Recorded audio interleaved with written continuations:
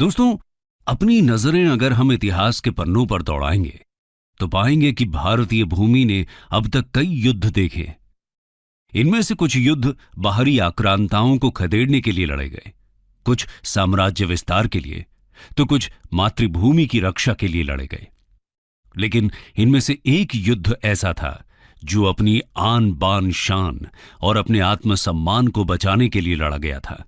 इस युद्ध का नाम है हल्दी घाटी का युद्ध, the battle of Haldi Ghati. तो चलिए आपको हम 16वीं सदी में लेकर चलते हैं, जब भारत की सरजमीं पर कई राजाओं और रियासतों का वर्चस्व हुआ करता था। इन्हीं में से मेवाड़ एक प्रमुख रियासत हुआ करती थी। मैप में इसकी पोजीशन की बात करें तो यह राजस्थान के दक्षिण पूर्वी छोर पर स्थित था। आज के भीलवाड़ा, चित्तौड़गढ़, प्रतापगढ़, राजसमंद, उदयपुर और झालावाड़ जैसे राजस्थान के जिले, मध्य प्रदेश के नीमच, मंदसौर और गुजरात के कुछ अंश मेवाड़ के हिस्से आते थे। मेवाड़ के बारे में हम इसलिए बता रहे हैं क्योंकि इसी रजवाड़े से उस योद्धा का संबंध था जिसने हल्दी घाटी के युद्ध में वीरता की अपनी एक अनोखी कहानी गढ़ी थी। धरती जागी, आकाश जागा, वो जागा तो मेवाड़ जागा। ये लाइंस उस शख्स को इंगित कर रही हैं जिन्होंने अपनी आन बान शान की रखवाली के लिए अपने प्राण न्यौछावर कर दिए थे, यानी कि महाराणा प्रताप की। दोस्तों, हल्दी घाटी का युद्ध कब, कहां और किन वजहों से लड़ा गया था, इन सभी सवालों के जवाब तलाशने से पहले हम महाराणा प्रताप की एक छोटी सी जीवनी को देख लेते हैं। Early life of Maharana Pratap. बात दरअसल 9 मई 1540 की है, जब मेवाड़ के राजा उदय सिंह और जयवंता बाई के घर कीका का जन्म हुआ था। कीका उदय सिंह का सबसे बड़ा बेटा था। अब आप यहां सोच रहे होंगे कि आखिर ये कीका कौन है, तो हम आपको बताते चलें कि महाराणा प्रताप को ही बचपन में कीका कहकर बुलाया जाता था। दरअसल महाराणा प्रताप का बचपन भील समुदाय के साथ बीता था। भील समुदाय के बच्चों के साथ ही वे खेले कूदे, बड़े हुए और युद्ध कला सीखी। भील समुदाय के लोग अपने पुत्र को कीका कहकर पुकारते थे, इसलिए भील महाराणा प्रताप को भी कीका नाम से ही बुलाते थे। तब दक्षिणी पश्चिमी मेवाड़ में यह शब्द बेहद चलन में था। स्थानीय भाषा में आज भी यह शब्द छोटे बच्चे का सूचक है। कीका धीरे धीरे बड़े होने लगे और बड़े होकर महाराणा प्रताप के रूप में जाने जाने लगे। समय आया मेवाड़ की गद्दी संभालने का। राजा उदय सिंह ने अपनी प्रिय रानी धीर बाई के बेटे कुंवर जगमाल को अपना उत्तराधिकारी बनाया, लेकिन कई लोगों की असहमति के बाद प्रताप को गद्दी सौंपी गई। इस असहमति का कारण कौशल और पराक्रम को बताया गया। महाराणा प्रताप के कौशल को देखते हुए अधिकतर लोग जगमाल के बरबक्स उन्हें गद्दी के ज्यादा योग्य समझते थे। लिहाजा 28 फरवरी 1572 का वो दिन था जब 32 साल की आयु में महाराणा प्रताप का राज्याभिषेक हुआ। दोस्तों, ये वो दौर था जब भारत में मुगलिया प्रभाव बढ़ रहा था। तब सम्राट अकबर के हाथों में मुगल सल्तनत की बागडोर थी। अकबर ने तब तक देश के कई हिस्सों को अपने कब्जे में ले लिया था और जिन रियासतों और इलाकों को वो कब्जा नहीं पाए, उन्हें पाने के लिए उन्होंने एड़ी चोटी का जोर लगा दिया था। ऐसे में अब हमें मेवाड़ की तरफ बढ़ते मुगलिया कदमों के कारण और उसके प्रभाव को भी देख लेना चाहिए। तो आइए दोस्तों, बढ़ते हैं अगले पहलू की तरफ। मेवाड़ वर्सेस मुगल्स। मेवाड़ ही एक ऐसी रियासत थी जिसको अकबर अपने अधीन नहीं कर पाए थे। गौरतलब है कि चित्तौड़, बदनौर, शाहपुरा और रायला आदि जैसे मेवाड़ से सटे इलाके मुगलिया हाथों में जाने लगे थे। मेवाड़ को भी अपने कब्जे में लेने की अकबर की लालसा दिनों दिन बढ़ती ही जा रही थी। अब यहां मन में यह सवाल कौंधता है कि आखिर मेवाड़ में ऐसी क्या खासियत थी जिसकी वजह से अकबर किसी भी हाल में मेवाड़ को अपने हिस्से में शामिल करना चाहते थे। इसकी दो प्रमुख वजहें रहीं। पहली, अकबर की साम्राज्यवादी नीति।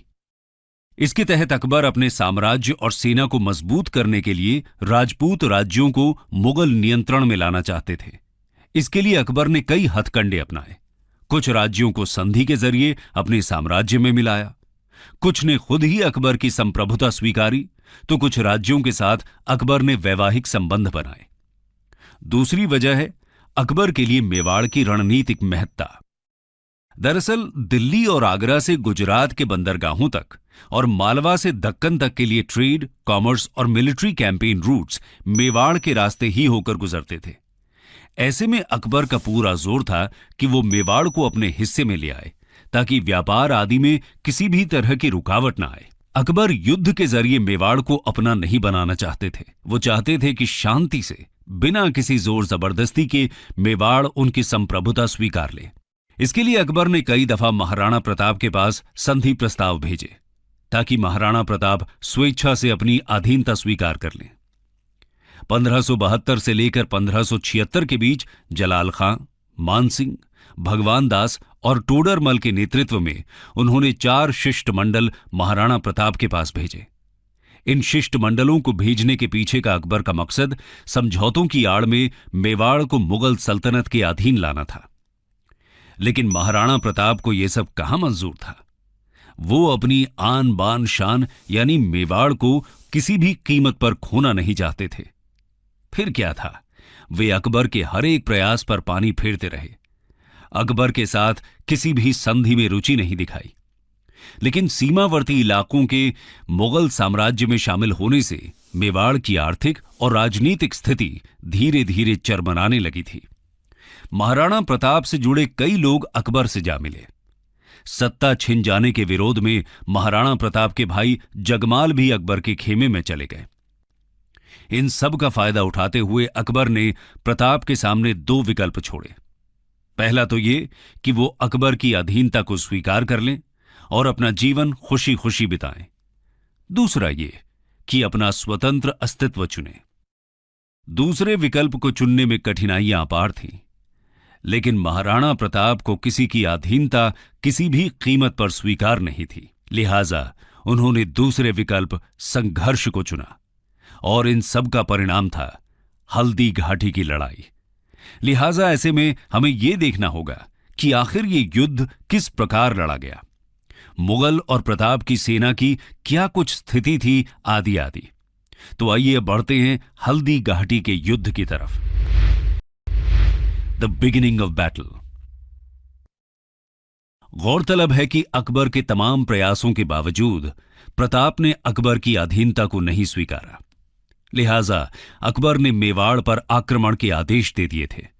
राजस्थान के राजसमंद जिले में एक कस्बाई गांव है खमनोर। इस गांव के पास एक मैदान में मुगल सेना का प्रताप के साथ युद्ध हुआ। यह युद्ध एक संकरे पहाड़ी दर्रे से खमनोर के मैदान में बनास नदी तक लड़ा गया था।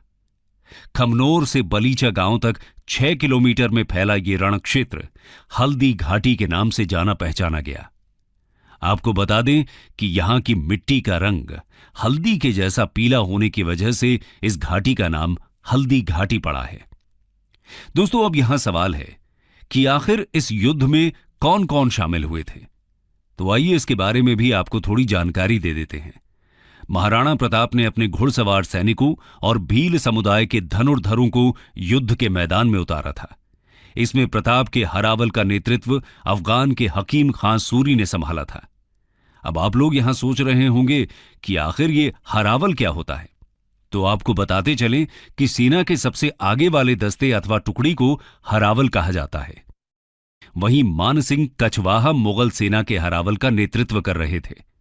महाराणा प्रताप की सेना में भील नेता राणा पूंजा भील के अलावा भामाशाह और उनके भाई ताराचंद, ग्वालियर के राजा रामशाह तोमर और उनके बेटे रामदास बदनौर, भीम सिंह डोडिया, झालामान सिंह, झाला बीदा, बच्छावत और जयमल मेहता आदि जैसे योद्धा शामिल थे। वहीं जगन्नाथ कछवाहा, माधो सिंह कछवाहा, सैयद हाशिम, राणा प्रताप के भाई जगमाल, शक्ति सिंह और सगर, बहलोल खान आदि मुगल सेना में शामिल थे। बदायूनी इस युद्ध में मुगल सेना की तरफ से लड़ रहे थे। आगे जाकर मुंतखब उत तवारीख में बदायूनी ने हल्दी घाटी के युद्ध का वर्णन किया था।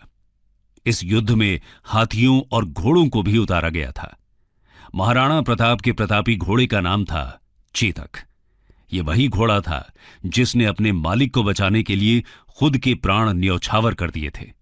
दूसरी तरफ हल्दी घाटी के युद्ध में मानसिंह के हाथी का नाम मर्दाना और अकबर के हाथी का नाम हवाई था। गजमुक्ता, गजराज और रनमदार कुछ अन्य हाथी थे। ये तो रही दोनों सेनाओं की बात। अब बढ़ते हैं युद्ध वाले दिन की तरफ। आखिरकार वो दिन भी आ गया जब दोनों सेनाएं आमने सामने आईं। 18 जून 1576 की सुबह युद्ध का बिगुल बजा था। महाराणा प्रताप के पहले ही वार में काफी जोर था। कई मुगल सैनिक भाग खड़े हुए। स्वयं बदायूंनी भी मौका देखकर फरार हो गए। स्थिति को देखते हुए मुगलों की आरक्षित फौज के प्रभारी मेहत्तर खां ने यह अफवाह फैला दी कि बादशाह अकबर स्वयं शाही सेना लेकर युद्ध में आ रहे हैं। फिर क्या था, अकबर के सहयोग की बात सुनकर मुगल सेना में थोड़ी हिम्मत बंधी। इसके बाद दोनों सेनाएं बनास नदी के किनारे रक्तताल के मैदान में भिड़ी। इस युद्ध का भी वही नतीजा निकला। मुगल सेना फिर से बिखर गई। मानसिंह ने जैसे तैसे अपनी सेना को इकट्ठा किया। फिर दोनों सेनाएं हाथी युद्ध में भिड़ी। इसे हाथी युद्ध इसीलिए कहा गया क्योंकि इसमें हाथियों के दस्ते को भी युद्ध में उतारा गया था। मुगल सेना की तरफ से तीरों और गोलों की बौछार होने लगी। प्रताप के खेमे में निराशा छाने लगी। तब महाराणा ने अपने 2 हाथियों लूना और रामप्रसाद को युद्ध में उतारा। प्रताप की सेना में खांडेराव और चक्रवात जैसे हाथी भी थे। मुगल सेना की तरफ से गजमुक्ता, गजराज और रनमदार जैसे हाथी उतारे गए। दोनों खेमे के हाथियों में खूनी संघर्ष हुआ। महाराणा प्रताप की सेना के हाथी कमतर साबित हुए। लूना और रामप्रसाद को मुगल सेना ने अपने कब्जे में ले लिया। मानसिंह को मारकर युद्ध में वापसी करने की महाराणा प्रताप की आखिरी कोशिश भी नाकाम रही। महाराणा प्रताप अपने साथियों रामशाह, ताराचंद, राणा पूंजा, हकीम सूर के साथ दुश्मन के खेमे को चीरते हुए मानसिंह के हाथी तक पहुंचे। मानसिंह अपने हाथी मर्दाना पर बैठे थे, जबकि प्रताप अपने घोड़े चेतक पर। चेतक ने मानसिंह के हाथी पर अपना पैर रखा और प्रताप ने अपने भाले से मानसिंह पर वार किया, पर यह वार सफल नहीं हुआ। मानसिंह बच निकले, लेकिन इन सब में चेतक का एक पैर जख्मी हो गया था। अब महाराणा की हार तय नजर आने लगी थी। युद्ध में प्रताप के जीवन को संकट में देखकर प्रताप की सेना के एक योद्धा झाला बीदा ने प्रताप का मुकुट धारण कर युद्ध किया। यह खास मुकुट था, इसमें राजसी छतरी लगी हुई थी। इस मुकुट से महाराणा आसानी से पहचान में आ जाते थे। झाला बीदा के इस मुकुट को पहनने से मुगल सैनिक महाराणा की बजाय उन्हें निशाना बनाने लगे।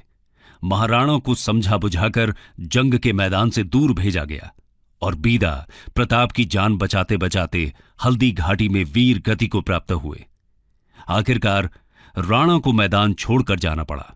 वो अपने जख्मी घोड़े के साथ पहाड़ी की तरफ निकल लिए, लेकिन ज्यादा दूर नहीं जा सके। चेतक जख्मी हो चुका था। अपने मालिक को सुरक्षित जगह पर पहुंचाकर चेतक ने अपने प्राण त्याग दिए। बलीचा नामक जगह पर महाराणा प्रताप ने अपने इस प्यारे घोड़े का अंतिम संस्कार किया और उसे श्रद्धांजलि दी। बलीचा में आज भी चेतक की समाधि बनी हुई है। लेकिन यहां अभी भी यह सवाल बना हुआ है कि आखिर इस युद्ध का परिणाम क्या था। तो आइए आपको ले चलते हैं हल्दी घाटी के युद्ध के परिणाम की तरफ। Who was the winner? गौरतलब है कि हल्दी घाटी के युद्ध का कोई परिणाम नहीं निकल पाया था। इसकी वजह यह थी कि अकबर महाराणा प्रताप को जिंदा अथवा मुर्दा पकड़ने में कामयाब नहीं हो पाए थे। हालांकि उन्होंने मेवाड़ के कई हिस्सों पर अपना कब्जा कर लिया था। गोगुंदा का किला, जो महाराणा प्रताप का बेस हुआ करता था, उस पर भी मुगल सेना ने कब्जा कर लिया था। लेकिन इस कहानी का यहीं पर अंत नहीं होता। इस युद्ध के बाद महाराणा प्रताप अरावली की पहाड़ियों में चले जाते हैं और वहीं से अपने मिशन को अंजाम देने लगे थे। ये वही समय था जिसने एक काफी फेमस प्रसंग को जन्म दिया कि महाराणा ने जंगल में घास की रोटियां खाई थी। गोरिल्ला अथवा छापामार युद्ध के जरिए प्रताप ने धीरे धीरे अपने साम्राज्य को फिर से हासिल करने की दिशा में काम किया। देखते ही देखते उन्होंने चित्तौड़ और मंडलगढ़ को छोड़कर कुंभलगढ़, गोगुंदा और उदयपुर जैसे शेष हिस्सों पर फिर से अधिकार कर लिया। महाराणा प्रताप के इस नए साम्राज्य की राजधानी चावंड बनी। ये तो रही पूरी बात हल्दी घाटी की लड़ाई के परिणाम की। अब जानते हैं कि इसके बाद महाराणा प्रताप का क्या हुआ। दोस्तों, कहावत है कि उम्र की रफ्तार कभी लौटती नहीं और समय की रफ्तार कभी थमती नहीं। इसमें कोई दो राय नहीं कि इस रफ्तार ने महाराणा प्रताप के जीवन को भी अपनी गिरफ्त में ले लिया था। वो धीरे धीरे अपनी उम्र के अंतिम पड़ाव में पहुंच रहे थे। 19 फरवरी 1597 वो दिन था जब इस वीर योद्धा ने अपनी अंतिम सांसें ली। चावंड के पास ही बांडोली नामक जगह पर उनका अंतिम संस्कार किया गया। कंक्लूजन। दोस्तों, हल्दी घाटी की लड़ाई का बेशक कोई परिणाम न निकला हो, लेकिन इस युद्ध में साहस और बहादुरी का शानदार उदाहरण पेश किया गया था। अपनी मातृभूमि को बचाने और अपनी आन बान शान की रक्षा के लिए यह युद्ध आज भी हिम्मत, बलिदान और निष्ठा की प्रेरणा देता है। और इस प्रेरणा के प्रेरणा स्रोत रहे महाराणा प्रताप। इसी वजह से भारतीय इतिहास में महाराणा प्रताप का नाम बेहद ही अदब के साथ लिया जाता रहा है। वीरता, शौर्य, त्याग, पराक्रम और दृढ़ प्रण के लिए उनका नाम आज भी अमर है। महाराणा प्रताप की वीरता को कई विद्वानों ने अपनी किताबों में जगह दी। कर्नल टॉड लिखते हैं कि अरावली में ऐसी कोई घाटी नहीं जो प्रताप के वीर कार्यों से अछूती रही हो। कर्नल टॉड ने अपनी किताब में हल्दी घाटी को मेवाड़ की धर्मपल्ली बताया। स्वयं अकबर भी प्रताप की वीरता का बखान करने से अछूते नहीं रहे थे।